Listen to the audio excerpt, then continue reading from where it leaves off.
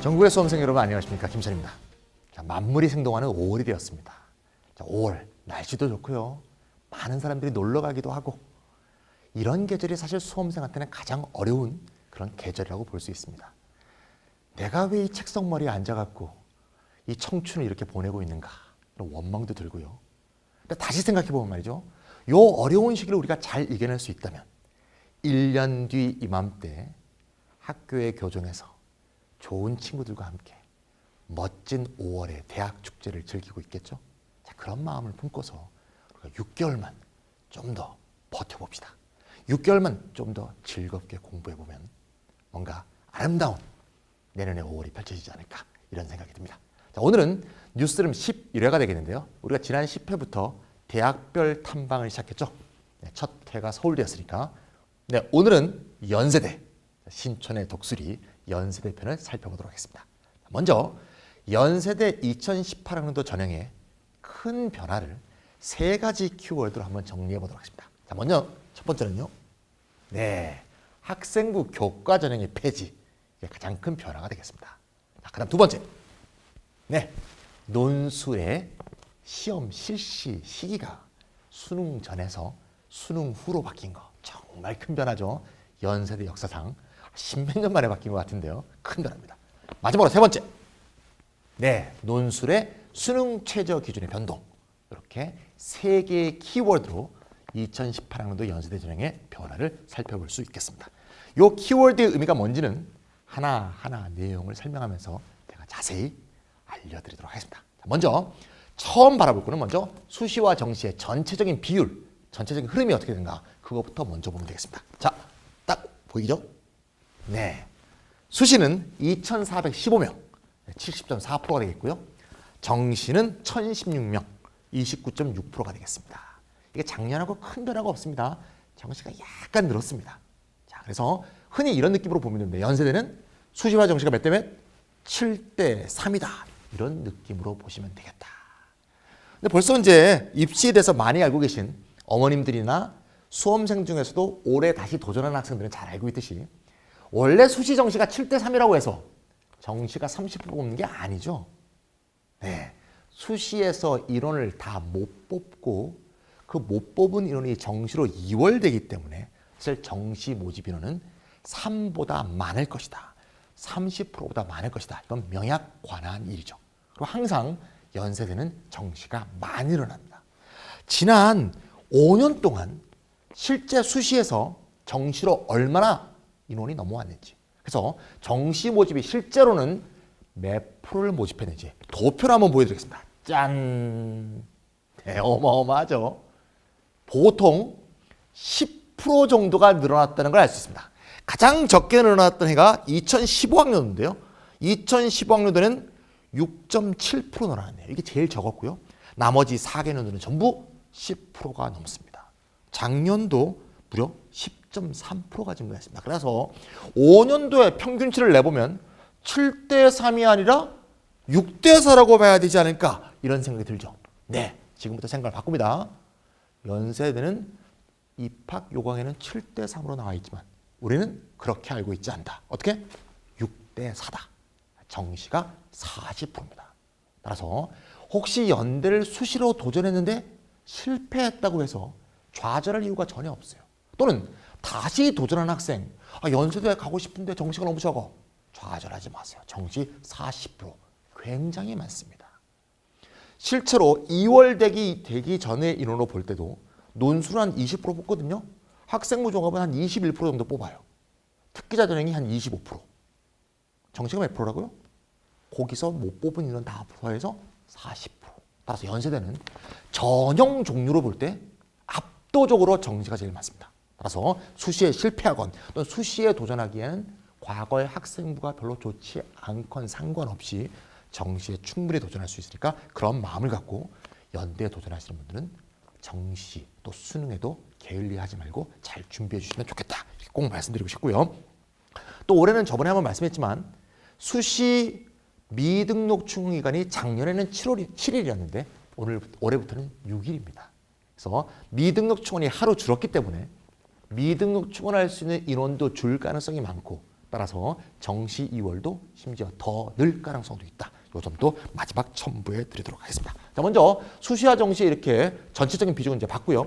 자, 이제 정시 수시를 하나하나 살펴봐야 되는데 워낙 많지 않습니까? 따라서 오늘 이 첫 시간에는 정시하고 논술에 좀 집중 탐구를 하고요.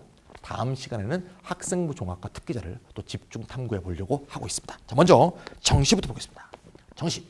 정시는 나군이죠. 연대, 고대는 나군, 서울대, 서강대는 가군. 다 알고 계시죠? 나군이고 수능 90%에 학생부 10%로 뽑습니다만 학생부 10%는 별 의미가 없으니까 그냥 수능으로 다 간다. 이렇게 생각해도 별 과언이 아니다. 자, 두 번째는 말이죠. 정시에서의 반영 비율이 되겠습니다. 과목별 반영 비율. 답은 뭐냐? 네, 작년과 동일하다. 변화가 없다. 작년에 한번 도전하신 분은 변화가 없다 그러면 되겠지만 올해 처음 도전하신 분은 변화가 없다는 말이 좀 무의미한 정보죠. 하나하나 볼까요? 인문계는 1대 1대 1대 0.5. 자연계는 1대 1.5대 1, 1.5가 되겠죠. 다시 말하자면 인문계는 사탐 두 과목을 더해도 국수형의 절반. 자연계는 과탐 두 과목을 더했을 때 국어의 1.5배. 이게 실제적인 의미가 뭐냐?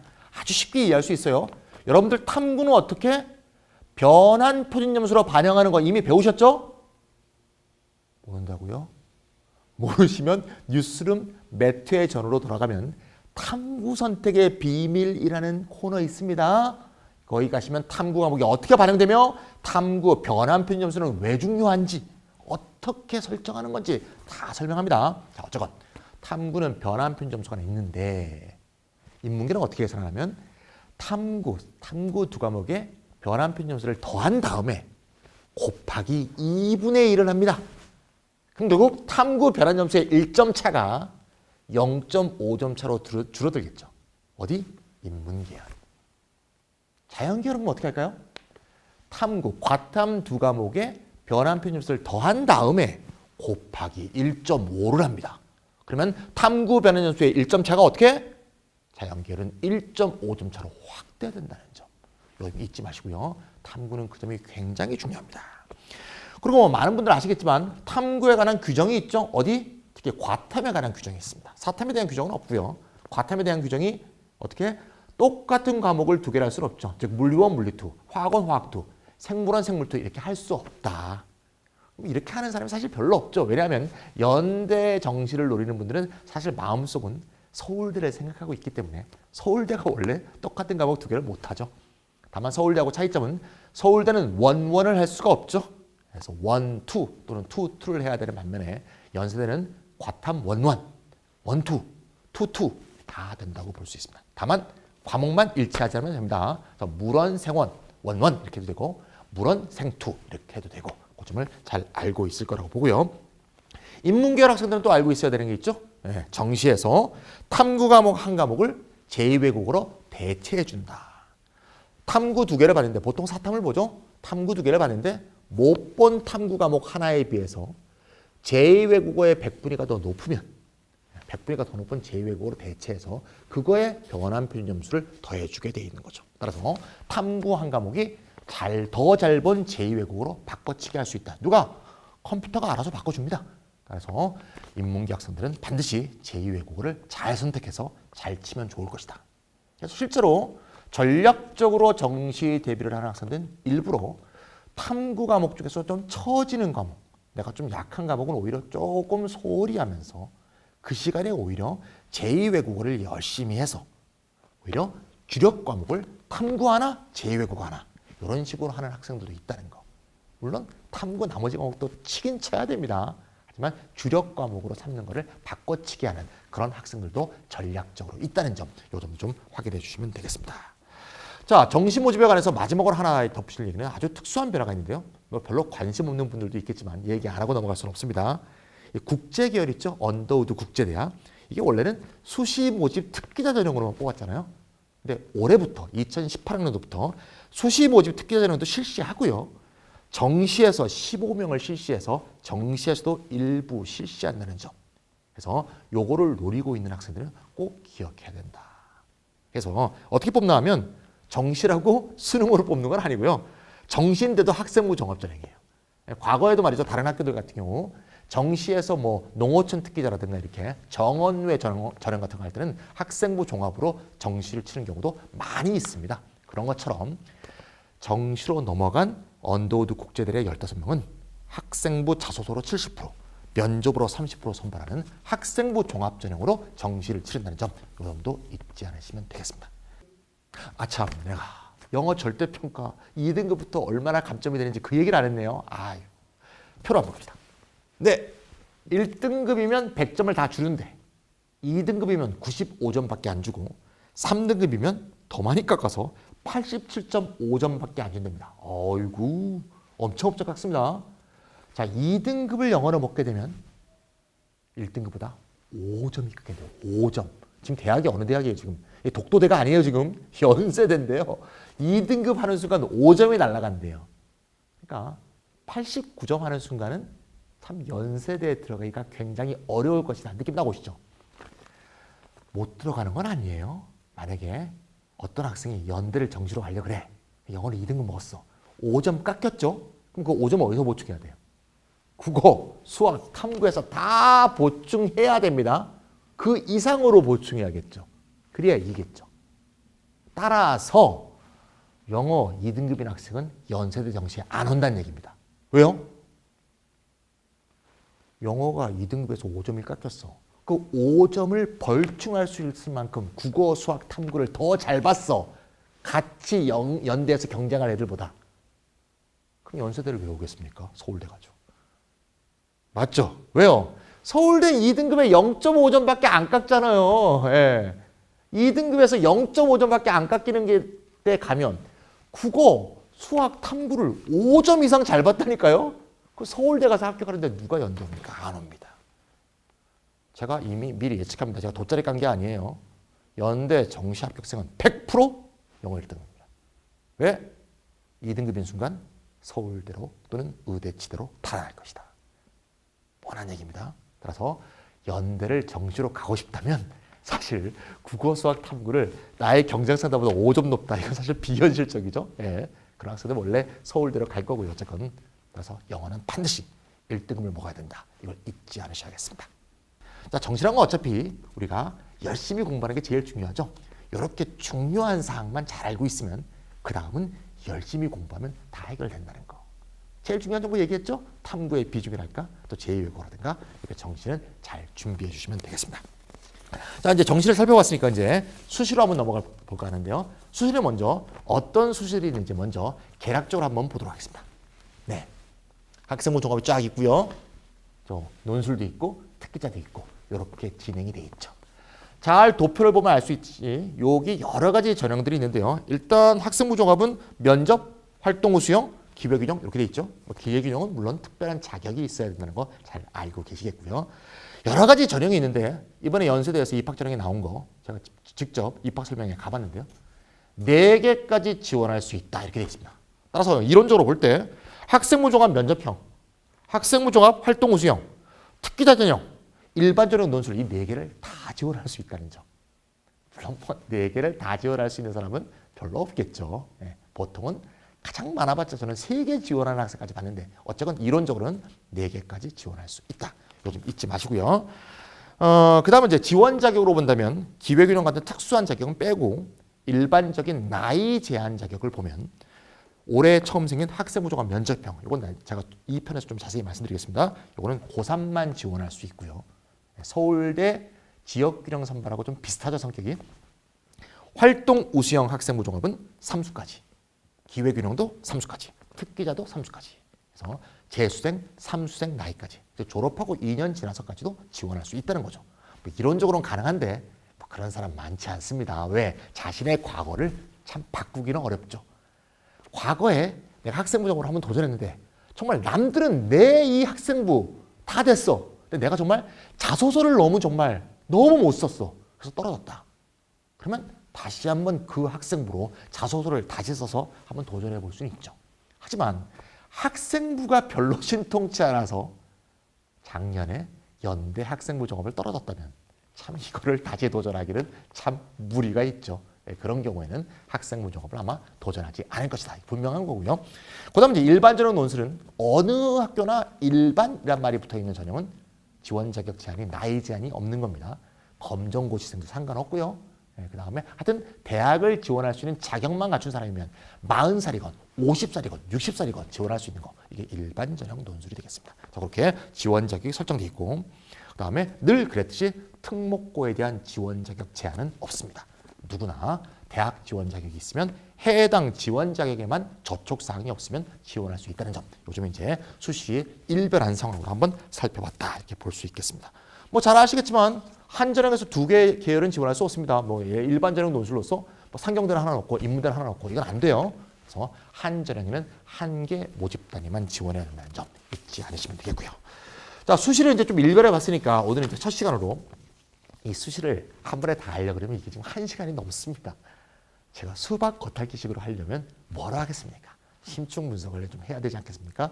경험담도 좀 들어보고요. 그래서 일부러 2개로 쪼개서 오늘은 수시 중에서 일반 전형 누구나 지원할 수 있는 보고 계신 어머님도 지원할 수 있는 일반 전형 논술을 먼저 한번 설명해 보도록 하겠습니다. 제가 아까 처음에 2018년도 연세대 전형에서 가장 중요한 변화를 3가지 키워드로 얘기한 적이 있죠. 그중에서 키워드 2개가 논술에 관한 얘기였습니다. 따라서 올해의 변화 중에서 연세대는 논술 변화가 가장 중요합니다. 자, 먼저 첫 번째 변화, 논술의 실시 시기가 바뀌었다는 거. 항상 연세대는 논술 시험을 10월에 봤죠. 수능 전에. 10월에 보게 되니까 2가지 현상이 생깁니다. 첫 번째는 이런 현상인데요.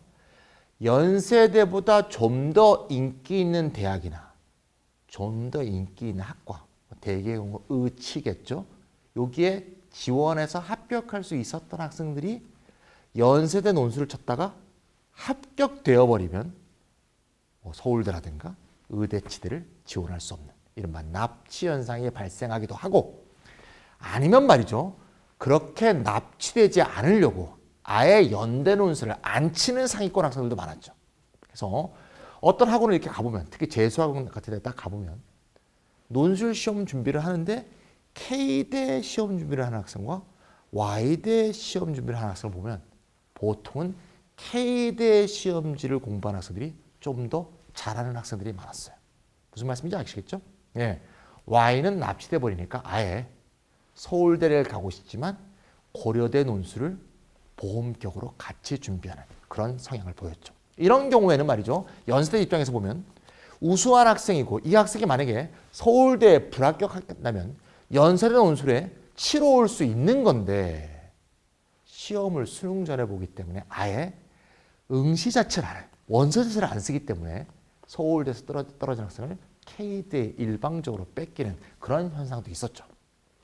연세대 입장에서 볼 때 납치하는 이점이 더 큰지 아니면 아예 납치당하지 않을까 걱정을 해서 아예 원서를 넣지 않는 학생을 뺏기는 손해가 더 큰지 어떻게 판단했는지 알 수 없겠지만 제가 볼 때는 손해가 좀 더 크다고 본 것 같습니다. 그리고 그렇게 우려하는 학생일수록 좀 우수 학생인 경우가 많겠죠. 그래서 정말 연세대로서는 큰 결정을 했습니다. 논술 시험이 수능 뒤로 바뀌어서 올해는 11월 18일 토요일에 봅니다. 참 공교롭게도 경쟁대학이었던 고려대는 올해 논술이 폐지됐죠. 그래서 혼자 11월 18일에 물론 고려대 없이 뭐 다른 학교들도 많겠습니다만 고려대 없이 연세대 혼자 11월 18일로 바뀌었다는 점 좀 잘 기억하시고요. 두 번째는 말이죠. 연세대 논술의 수능 최저 기준 변동. 요거에 대해서 먼저 좀 살펴볼 필요가 있는데요. 수능 최저 기준 자격의 변동 자체가 굉장히 올해 중요합니다. 어떻게 변동되었는가? 요걸 이제 잘 이해해야 되는데요. 자, 먼저 요걸 잘 이해하려면 제일 중요한 걸 이해해야 되는데요. 영어가 올해부터 절대평가로 바뀌었죠. 그래서 연세대 입장에서 과거에 뭐 4개 영역 등급합 몇 이렇게 할 때 4개 영역 등급합 뭐 7, 4개 영역 등급합 8 뭐 이렇게 얘기를 할 때 영어를 끼워 넣자니까 좀 꺼림직한 겁니다. 왜냐하면 과거의 영어 1등급은 상대평가로 4%고 2등급은 상대평가로 상위 11%까지 아니겠습니까? 근데 이제는 절대평가로 바뀌어버렸으니까 심지어 1등급이 뭐 15%, 20%도 나올 수가 있는 거죠.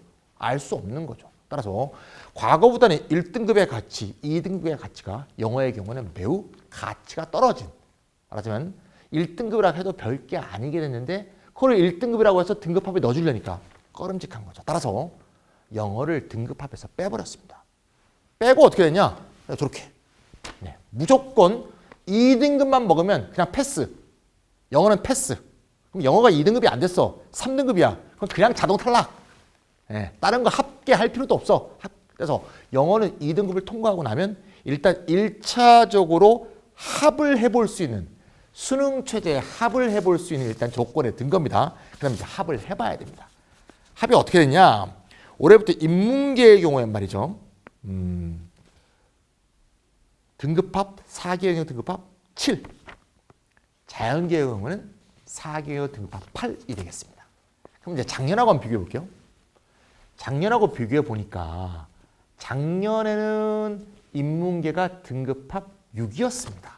예, 4개형 등급합 6이었으면 합격이었어요. 올해는 뭐라고요? 7.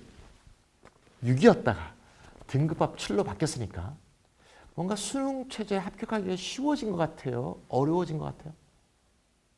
여기서 잘 보셔야 돼요. 4개 더한 게 6이었다가 4개 더한 게 7로 바뀌었으니까 좀 쉬워졌다고 착각하기 쉬워요. 근데 그게 아니고 훨씬 어려워졌다는 점을 잘 확인할 필요가 있어요. 이렇게 말하면 느낌이 잘 안 오는데 한번 보여드릴게요. 표로 한번 보세요. 어떤 학생의 등급표입니다. 국수 0, 탐구 1, 탐구 2 순서입니다. 먼저 인문계부터 보겠습니다. 이 학생이 2, 2, 1, 1, 3 이렇게 한번 봤다고 봅시다. 등급입니다. 실제로 이런 경우는 굉장히 많이 발생합니다. 탐구는 말이죠. 2과목 잘하는 학생들, 다 잘하는 학생이 많지 않아요. 보통 자기가 잘하는 탐구가 있고 좀 약한 탐구가 있습니다. 그럼 2, 2, 1, 1, 3 이렇게 본 학생이 만약에 작년 2017학년도 작년에 연대 논술을 쳤다면 수능 최저 통과입니까? 못 통과입니까? 네, 통과죠. 왜요? 2, 2, 1, 1 이렇게 되니까 등급합 6으로 통과합니다. 왜? 작년에는 탐구 과목 중에서 하나가 들어가면 됐거든요. 영어 포함이었고요. 근데 올해는 어떻다고요? 보세요. 영어는 이미 얘가 2니까 통과, 영어는 1이니까 통과했습니다. 통과했고 빠졌죠? 그럼 뭘 더하게 됩니까? 국수, 탐구 1, 탐구 2를 더하게 됩니다. 더하는 4개가 달라졌죠? 그럼 어떻게 됩니까? 2, 2, 1, 3이니까 합이 뭐가 됐어요? 합이 8이 됐습니다. 작년에는 통과를 했는데 올해는 수능 최저 자체를 통과하지 못했습니다. 어떤 변화인지 아시겠어요? 네, 작년에는 탐구 하나만 그럭저럭 보면 영어가 크게 망하지 않으면 합 6을 통과했다 이 말이죠. 탐구 나머지 한 과목은 크게 망했다 하더라도 상관없잖아요. 합에 안 들어가니까. 근데 올해부터는 영어가 절대 2등급으로 빠져나가면서 탐구 1, 탐구 2가 전부 합계에 반드시 들어가게 되다 보니 탐구 2 과목을 다 잘 봐야 된다. 모든 학교 논술형 수능 체제가 다 이렇게 변한 게 아니에요. 연대가 그렇다는 거예요. 연대. 연대를 논술형으로 인문계 지원하고자 하는 학생들은 작년보다 사탐 공부를 훨씬 2과목 다 잘해주셔야 된다. 특히 재학생 경우에는 탐구가 밀리는 경우가 굉장히 많다는 점 잊지 않으시면 되겠어요. 그럼 이제 자연계를 한번 볼까요? 자연계는 말이요. 다행히도 이해하기는 쉽게 돼 있는데 훨씬 더 끔찍하다는 느낌이 드는 거 아시겠죠? 왜? 작년에도 등급합 8이었는데 올해도 등급합 8입니다.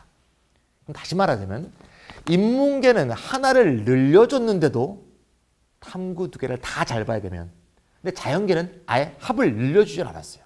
따라서 영어는 기본적으로 통과했다 하더라도 작년보다 나머지 4과목이 훨씬 더 빡빡하게 다 잘 봐야 된다.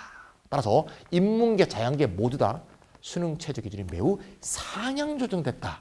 이 점을 잘 확인할 필요가 있어요. 따라서 기본적으로 이렇게 수능 최저 변동까지 본다고 한다면 인문계건 자연계건 논술에서 탐구의 비중이 매우 커졌다는 점. 그래서 사탐, 과탐에 대해서 좀 더 많이 투자할 필요가 있다. 특히 논술 정시 라인에서 준비하는 학생들은 더욱더 그렇겠죠. 학생부 종합을 낀다고 하면 좀 얘기가 달라질 수 있겠지만 수능, 논술 이렇게 해서 수시는 논술이고 정시 이렇게 대비하는 학생들의 경우에는 영어가 1등급만 나와준다면 큰 문제가 없기 때문에 영어 1등급으로 해주고 그 다음에 그게 안정적으로 나와준다면 탐구에 훨씬 많은 시간을 투자해야 된다. 이렇게 볼 수가 있습니다. 마지막으로 말이죠. 논술의 경우 중요한 거는 모집 인원이 되겠습니다. 모집 인원 아까 키워드에는 없었는데요. 뭔가 중요한가 보죠? 얼핏 보면 안 중요하다고 볼 수 있는데 사실 굉장히 중요합니다. 이거는 제가 잠실 입시 설명회에서 얘기할 때도 얘기를 못 했는데요. 왜냐하면 어느 대학을 너무 깊게 파고 들어가면 말이죠. 문제가 생기거든요. 왜 그 대학만 열심히 하냐? 다른 대학은 뭐 관계없냐? 이런 문제가 생기기 때문에 연대만 집중적으로 탐구할 수가 없었어요. 그래서 이런 기회를 빌어서 집중적으로 얘기하고 싶은데요. 자, 논술형 연대 2018년도의 중요한 변화는 모집 인원의 변동이 있습니다. 어떻게 변동되나 볼까요? 김철이가 드디어 노망이 들었구나. 모집 인원의 변동이 하나도 없는데 모집 인원이 변화한다고 하네. 작년에도 683명, 올해도 683명 변화가 없네요. 근데 제가 처음에 뭐라고 했어요? 지금 모집 인원 변동이 매우 중요하다고 했어요. 이게 어떻게 된 걸까? 문과와 이과, 인문계와 자연계를 더한 합은 683명으로 작년하고 똑같아요. 근데 문제는 인문계와 자연계의 모집 인원의 수가 변했어요. 그러니까 총합은 일치하는데 각각의 계열의 수는 변동했다는 거죠.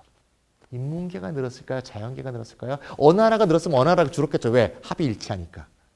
어떻게 됐을까요? 한번 보세요. 이야, 곡선이 나오는 학생들이 있습니다. 인문계는 작년에 339명을 뽑았는데 올해는 242명밖에 안 뽑는데 무려 97명이 줄었습니다. 이 증거는 당연히 학생부 종합으로 많이 갔을 거란 걸 예상할 수 있죠. 그러니까 인문계는 논술이 줄고 학종이 는 거예요. 그럼 만약에 인문계로서 연세대 논술을 준비하는 학생은 어떤 문제가 있냐? 이중고가 있는 거예요. 이중고. 일단 수능 체제를 통과하려고 그러면 탐구 과목을 훨씬 더 해야 돼. 두 과목 더 다 잘해야 돼. 그렇게 해서 통과했다고 해서 그러면 그거 통과하지 못한 학생들이 좀 더 늘겠죠. 그럼 거기를 통과하면 과거보다는 논술 시험에서의 경쟁이 약간 수월해질 거야. 그것도 아니죠. 왜? 인원이 97명, 30% 이상 줄어들었기 때문에 그렇게 해서 겨우겨우 통과에 올라와도 실제로 논술도 또 작년만큼은 역시 잘 봐야 된다. 그러니까 최저 통과도 더 어려워졌고 논술 시험 자체에서 합격권에 들은 것도 역시 더 어려워졌다. 이야, 연대 논술 문과 장난 아닙니다. 자연계는 당연히 늘어났습니다. 자연계 학생들 막 만습으로 난리 났어요. 작년 342명밖에 안 뽑았는데 내년엔 무려 439명, 인원이 97명에서 28%나 증가한대요. 자, 그럼 보세요. 연세대 경우는 수능 체제가 그대로기 때문에 늘려놨는데도 힘든데 그대로니까 얼마나 더 어렵니까? 제가 이제 시뮬레이션 안 했어요. 수능 체제 통과가 굉장히 어렵습니다. 근데 일단 통과하고 나면 통과하는 사람들이 예년보다 줄어들 텐데 통과하고 나면 뽑는 사람은 늘어 있어.